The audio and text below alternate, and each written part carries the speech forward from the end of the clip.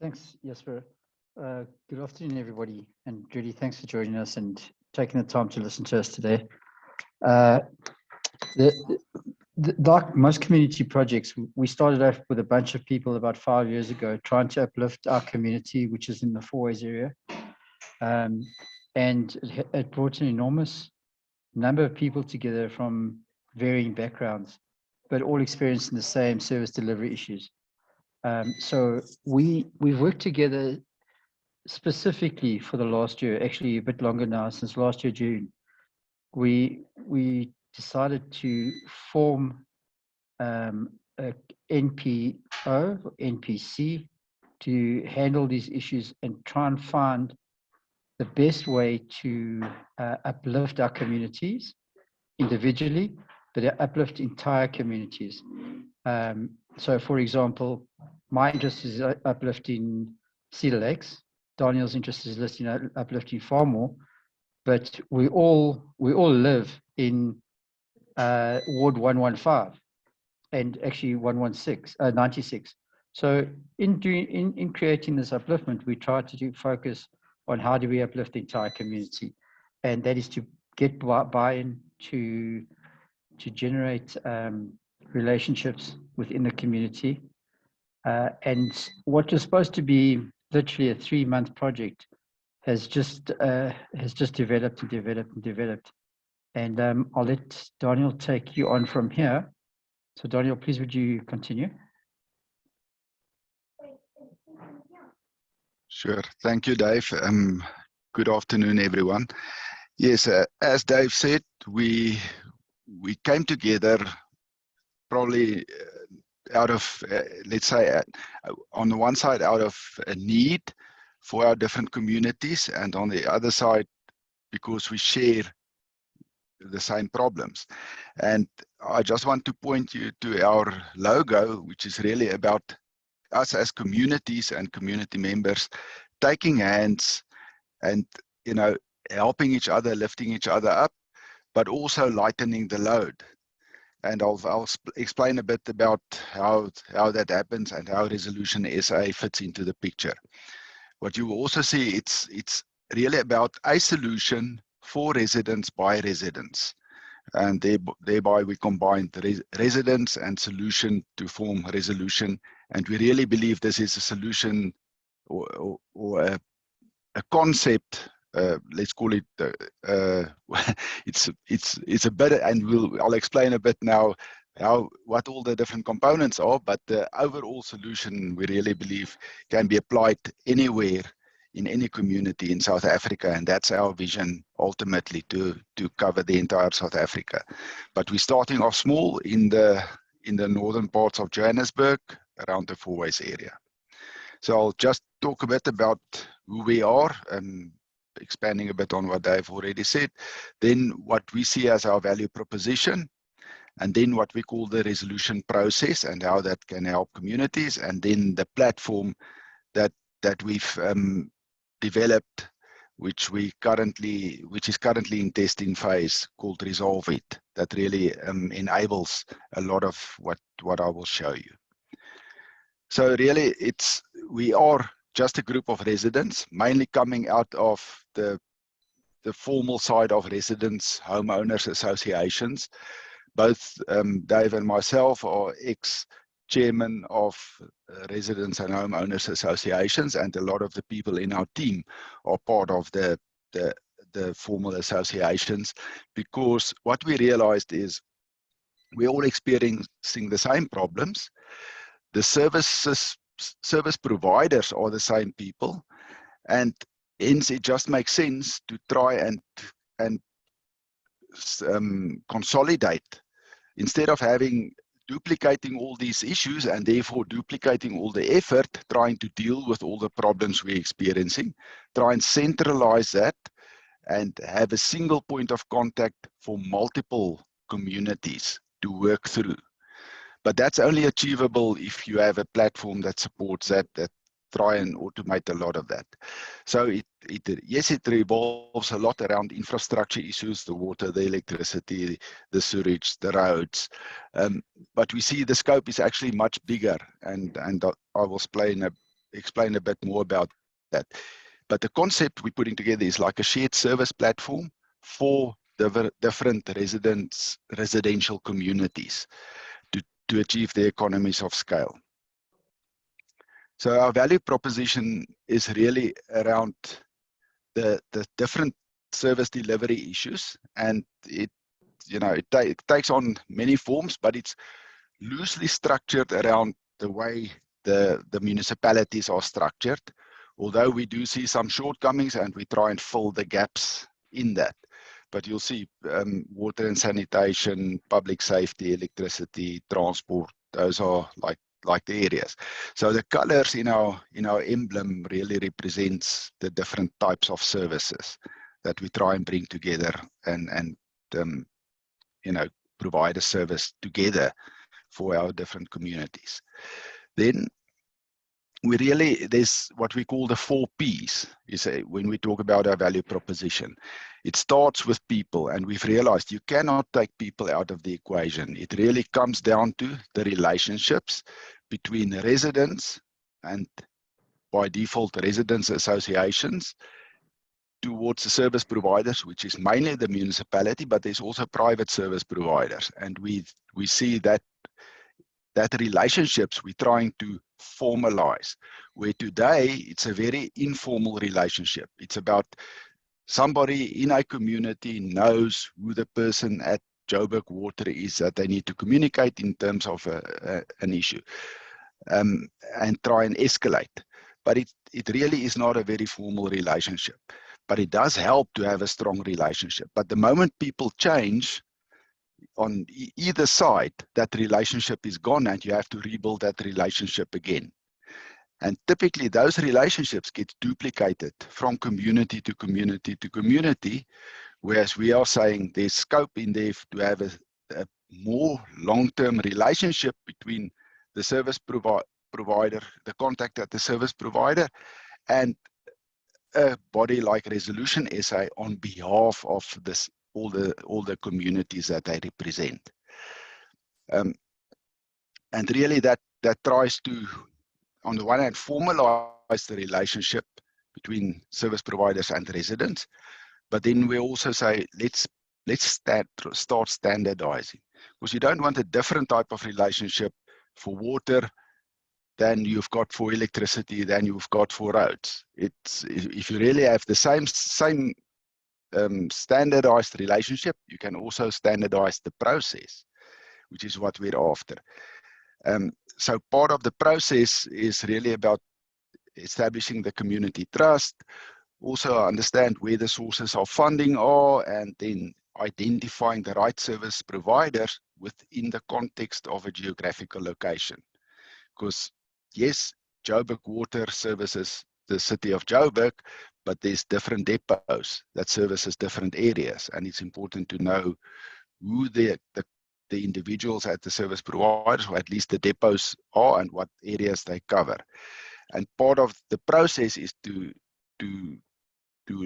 capture that, so new people don't have to learn from scratch and find out maybe even by accident or through a lot of effort who's servicing their area. If we have that data captured, then it's much more sustainable, and it doesn't matter if the people change, you will still have that data captured, which is what we're after.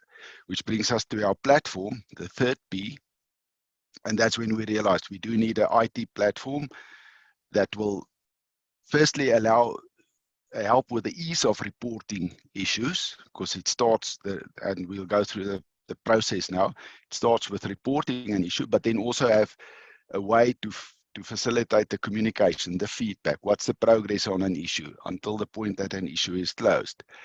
And then what we realized is today, yes, all the service providers have got either an app or a website or a call center in various forms.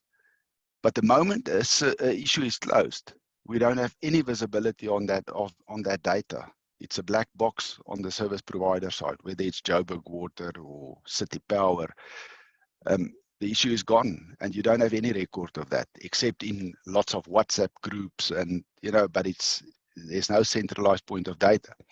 So that's where we realized that having a platform that we own will give us visibility onto our data, and we can start building a history of data and start becoming more informed as to where the issues are, where there's potential failures coming up because there's an increase in frequency on issues, on a water issue in a certain area. And again, also the platform will give us visibility across multiple wards. Because if you work through somebody like a ward councillor, he's only interested in his ward. But the fact that the problem may originate in a ward outside of his will never be visible because he only focuses on his ward where the actual fault occurs. So there's strength in that collecting that data, and it will give us some power back, and we will be able to use that data to hold the service providers accountable, not only for fixing issues or failing to fix issues, but also to start prevent future issues. And then the fourth P is about projects, and we realize there's potential in this to start developing community projects, community uplifting projects specifically. And maybe we could find a way to start channeling donor funding to specific projects, and there's various ways and initiatives, and we're really quite excited about the prospects here in terms of coming together as different communities to run projects that may affect more than one community, but putting our strengths together and all our resources together to deliver those projects and make a significant difference. For instance, we realize during winter, there's collection of blankets, things like that, but it's all done in isolation. So again, trying to capitalize on the economies of scale. So in short, this is what we believe our value proposition is. And yes, it's coming together slowly, step by step, but we're getting there. Then maybe, so out of this, we see that we're developing shared solutions and leveraging on the economies of scale to do it much more efficient, much more, at scale. So in terms of our process, we really see at the bottom, you see it all starts with the residential communities, and we've got a proof of concept area where we've got 4 of the formal estates involved: Cedar Lakes, Dainfern Valley, and Four West Gardens, but we intend to scale bigger than this as quickly as we can. Then we say between the residential community and the service delivery organizations, that's where we see ResolutionSA fits in, so that we can act as a conduit. And whereas, as I explained before, instead of having lots of different relationships to the residential communities, there's one relationship, so we're helping to lighten the load on the service delivery organizations, as well as consolidating the communication and feedback from residents and residents associations to there. So we're using that to positioning ourselves to firstly consolidate and channel issue reporting and the feedback on those issues to the correct entity in a specific geographical location, and then also to understand at a localized level what's the issues in the different communities, and out of that we will then deliver the projects. And Dave can maybe give us an example just now of some of the projects we're already engaged in our area.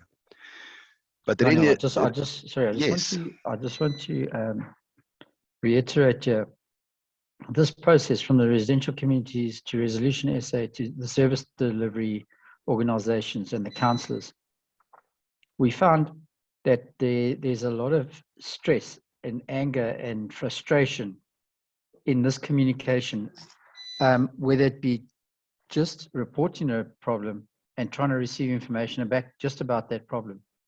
So the reason for developing this is that we're trying to avoid this confrontational situation. And in my community, the residents expect the homeowners to take on any single problem that is related to service delivery and deal with it into the service providers and into the councillors, and sometimes even into the municipality. And this creates great conflict between the residents and their own homeowners associations, between the homeowners associations and the delivery agencies, because now the homeowners associations are under pressure from the residents. They don't get the delivery they expect. They don't get the information back. So it's to create a easier flow of communication, removing these barriers. Sorry, Daniel, will you carry on there? Absolutely, thank you, Dave. And as you can see here, the service providers, we don't just deal with the municipality themselves and the agencies that's part of the municipalities. We also go to provincial level and even national level. And we've purposefully configured our platform so that it's context sensitive in terms of understanding in a specific geographical area who's the electricity provider. Is it City Power or is it Eskom? When the resident reports to the platform, he doesn't even have to think about it. He doesn't need to know whether it's Eskom or City Power. Maybe a silly example, but there's also issues like between JRA, the municipal roads, versus Gautrans. There's some provincial roads running right through the city, and reporting a robot that's out, you either need to report it to JRA or Gautrans, and the ordinary resident doesn't know. Our platform is configured appropriately so that when anybody logs an issue, seamlessly the platform will get that issue logged at the correct entity. So that's how we try and take this friction out. And with that, taking the friction out of the process, we also take some of the frustration out of the process automatically. So that's how we see we're helping this process.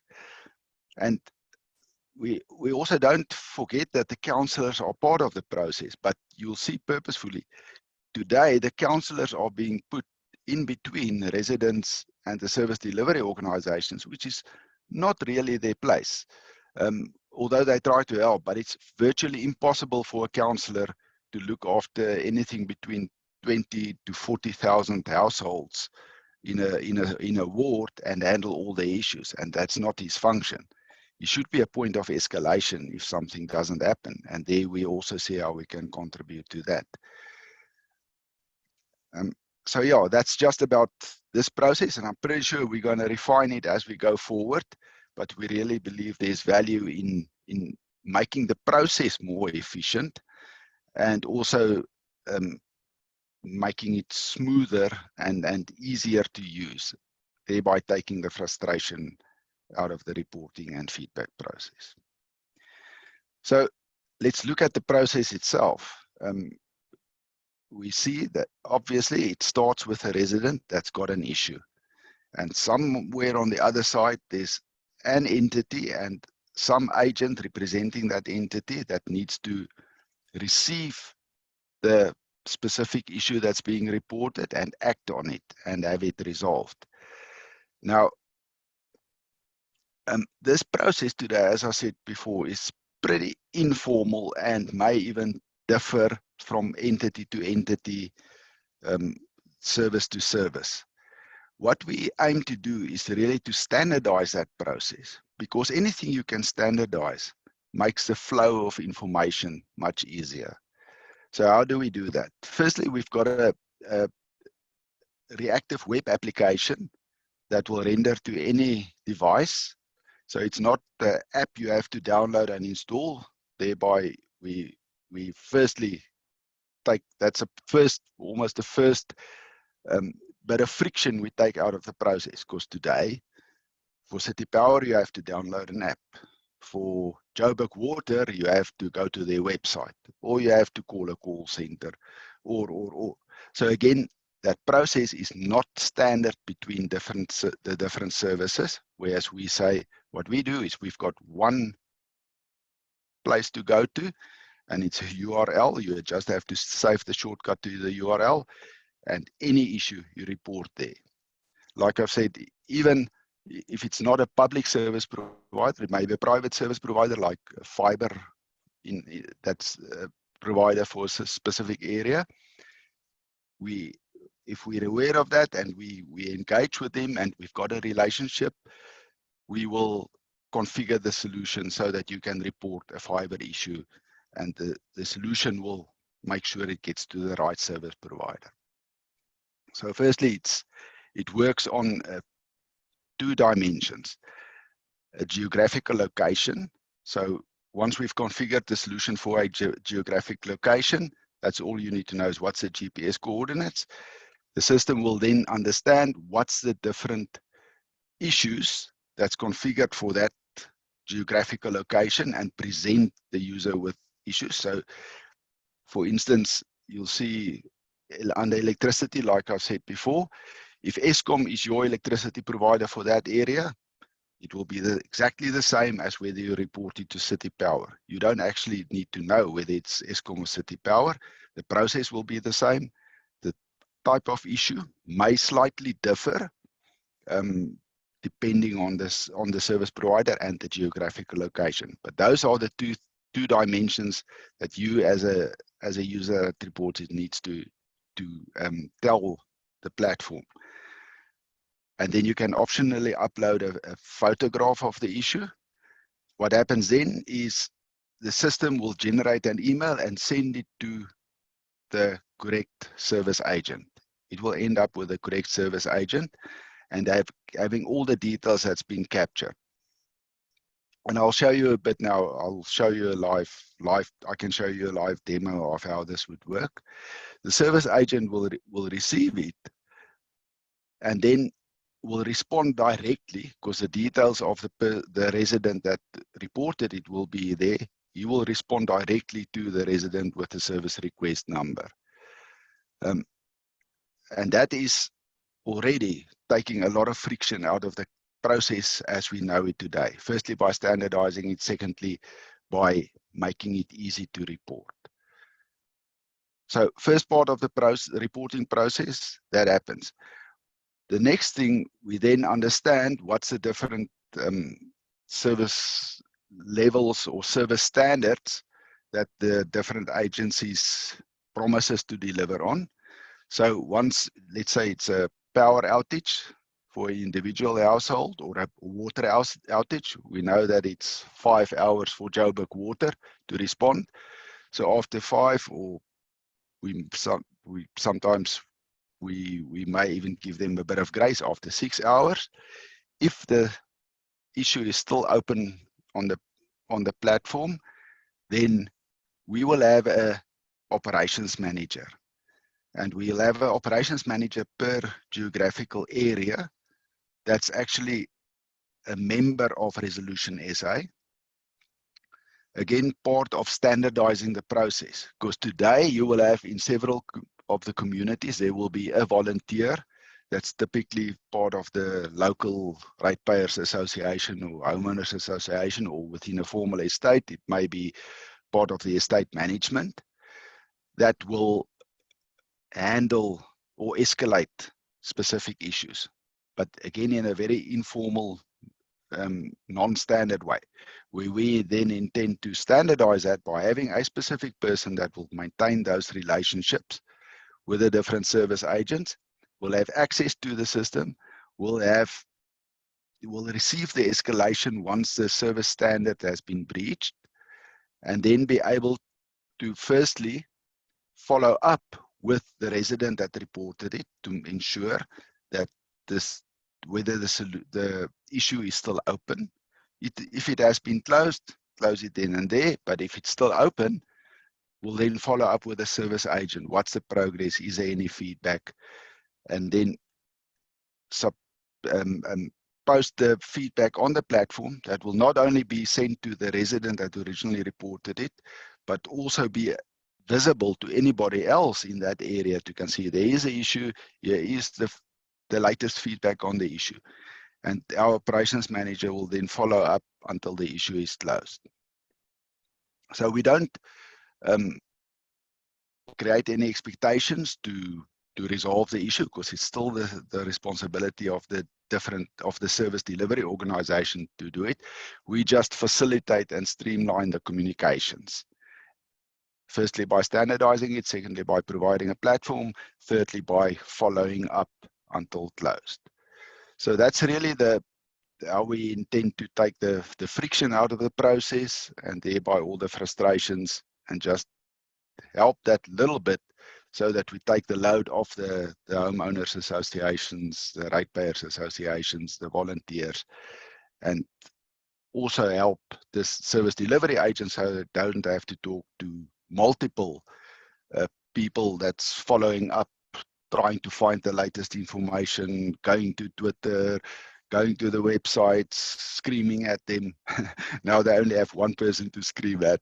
Hopefully that it won't come to the screaming, but we will be, just calming things down, because we know that if people know what's going on, they're much calmer not knowing what's going on. Any questions at this point in time? Maybe before I go on.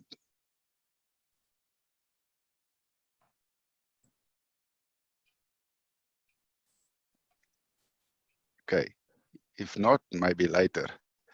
So sorry, Daniel. Yes. Gavin Yes, Julian. Gavin. Yes, Gavin. Daniel, what we found in our area is the major source of friction is when the service provider claims they've fixed something when they haven't. And this is particularly true of the electricity at the moment. We'll go through load shedding and then be off for 12 hours after it while they try and fix up a blown up substation. But the fact that we report the electricity problem subsequent to load shedding, those get closed like within half an hour. And then we have to re-report until somebody says, oh, maybe there is a problem, and they send out a crew to look at it.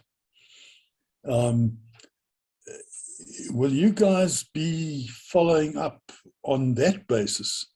Because once it's closed, there's not a lot you can do except to recreate the problem. Sure. So what you see here is we don't rely on the service delivery agency to close the issue. They might close it on their side, but we won't close it on our side until the resident that reported it confirms that it's been closed. Either the resident himself can close it at any point in time, or our ops manager can close it. But that we will take, instead of having multiple residents complaining that the issue is still not closed, we will now have one person that will say, and that's where the relationship becomes important, because he will then be able to, or this ops manager will be able to say to the server, come on, no, it's not closed. Please investigate again. So we keep that friction between those two. Let's call it, if we want to call it friction. And the tension will be solved there instead of having to be solved there or over Twitter or whatever. I mean, we still have to prove that this model will be more efficient, but I truly believe it will be. I don't know what your feeling is if I explain. Well, it's certainly less complex, and certainly that sounds like a much better solution. It's just I find that these guys, even if you're only dealing with one person, because we've done that in our neighborhood. We have street captains, we have, you described this whole system before. And we have a neighborhood representative that, along with our councillor, escalates and says, guys, you've closed stuff that hasn't been fixed. And basically, I mean, one incident that occurred 2 weeks ago, the guys closed it because they'd gone off duty. And we had to reopen from scratch again. Sure. So I hear you, but the service agent goes off duty because it's the end of workday or whatever. Now your resolution operations manager is sitting with his finger up his nose with the same problem we had. Sure, but what we hope is, because this relationship, it's a single relationship that has to be maintained, will mature over time to the point, firstly, these guys will understand, hang on, if I close something, it will still stay open, doesn't matter if I close it. And we hope over time, because of the data that will be publicly available, that we will be able to build up. I mean, we will again use the ward councillors to say, here's the proof, guys, that an issue has been open for such a period, or multiple issues for such a period.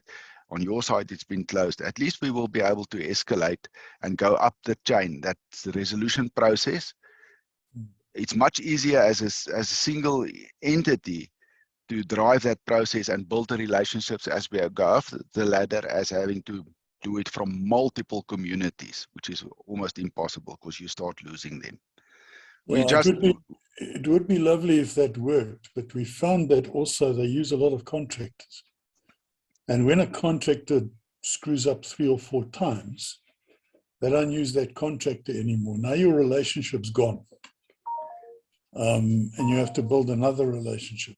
Look, I really hope this works, because I think I'm expressing the frustration we're all through. Yes, yes. And this must work, because something's got to bloody work at some point in time. Agreed. But sorry, can I just explain something there for you? And I hear the frustrations coming through. Ian, I'm sorry, I'm just jumping here quickly. What we found in our area, as soon as there's a problem, one person will report it. They'll get a response, and then it's not solved. Then somebody else report, and it's not resolved. And somebody else report, it's not resolved. At some point, they'll just close off that query, and it's for various reasons. And there's a number of reasons which I can go through, but I won't right now because we have got time constraints. The reality is, what is happening is that the service agents are actually put under so much pressure and under so much information to respond to, let's just say, a community of Cedar Lakes that's 600. They should be responding to one person. What's actually happening is they're responding to 300. Not only that, if that same water pipe is running through 2 wards, now they're responding to, let's call it 1,200 people. So eventually the load for them becomes just too much instead of responding to one platform that everybody can see. And that's where we're hoping this will create an open book where everybody can see what's happening. But what's really, really important here, Gavin, is that the data collected. If you have service agents like Eskom, or let's say City Power, Joburg Water, they'll come onto site, they'll open up the problem, and if they don't have the part, they'll go away and they'll close the problem, but they haven't fixed it. So that's one of the issues we find. If we have the data as residents and we own this data, we can go to our council and say, listen, Joburg Water have been doing this for the last 3 months, and here's the proof that they're doing it. Someone needs to fix this. Unless we start capturing that data and owning that data, we're always going to be working in the dark against people who don't do the jobs properly. I agreed. And you know, again, it's exactly what we've experienced. Yeah. But what we've also found is that the councillors don't have any authority. The service agents get paid by the municipality, and the municipality doesn't give a damn, so the service agent doesn't give a damn. You know, we're literally stuck between a rock and a hard place here. And I hear you, I want this to work. It's got to work because things are in such a bloody terrible state. But we've done this and it doesn't work. We need to find a way to, you can't even embarrass the municipality because they can't get embarrassed. They don't give a shit. Yeah, you're right. No, so what do we do there? So firstly, I think we will have a record of the data. I mean, today we don't have. Yes, you may collect some of the people's calls that they've logged, you know, and even the councillor may have some, only the ones that's been escalated to him. But it's a bit here and a bit there. What we're hoping here is we will have a factual record. And again, as today, we say to people, log as many calls as you can. But once a call is logged, and you may have somebody that collects the reference numbers on a spreadsheet somewhere or whatever, now we will have a central point where the data will be collected. linked to a specific geographical area, a specific date timestamp, Yeah, I which is understand much the better. procedure. I understand that procedure, and I agree with that procedure, and it's a good procedure.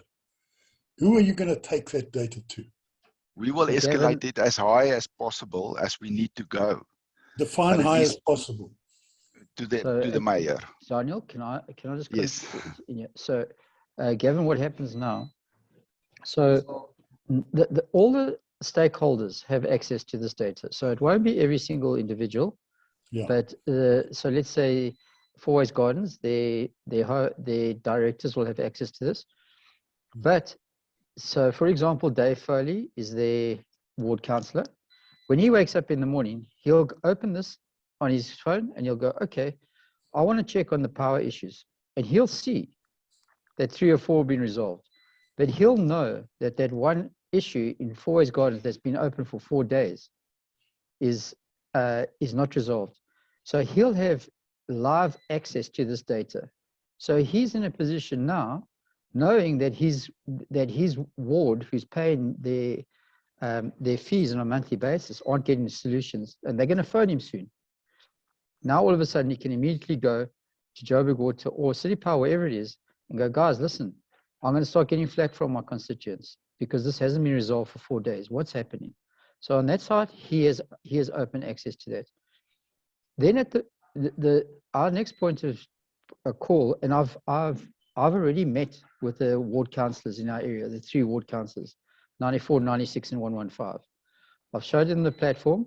They're very, very interested in using the platform because it gives them live data.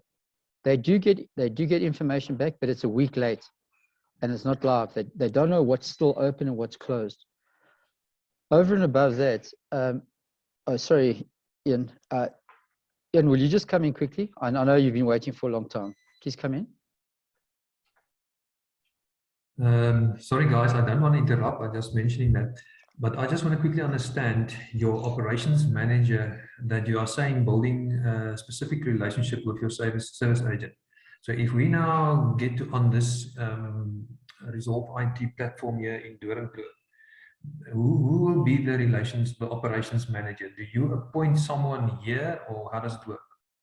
So what we're obviously in our proof of concept area, and the people in this area, we've already established relationships with service agents across the board.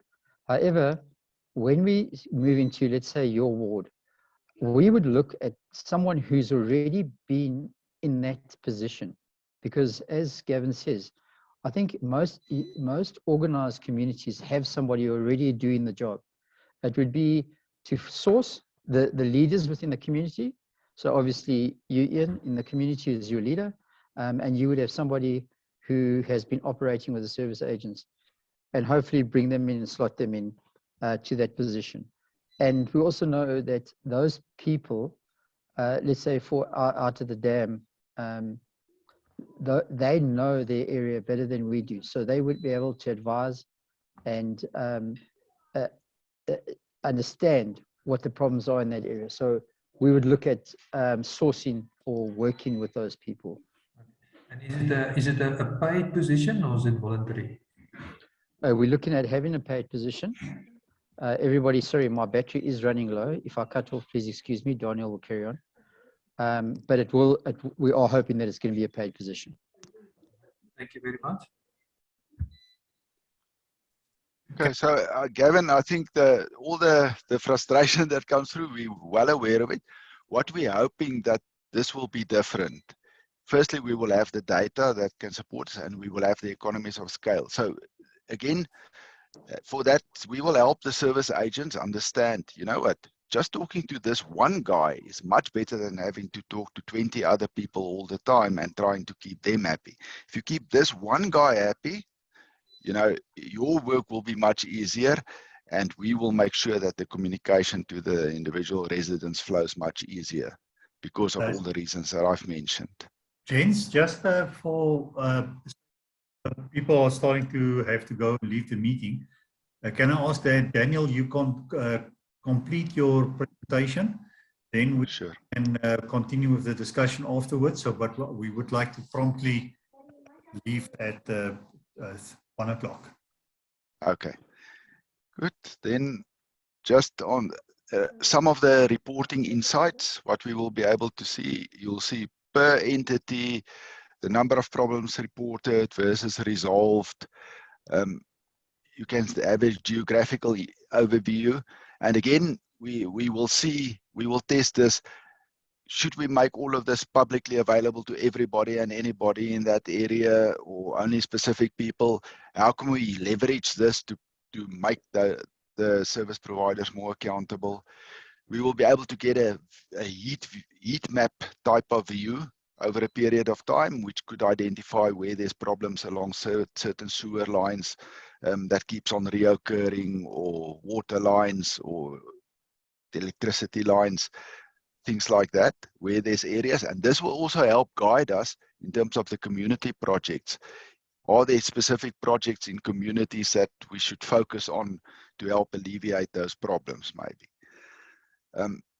There's ways to subscribe to feeds to the system. So maybe it's more of interest to a ward councillor for a specific ward.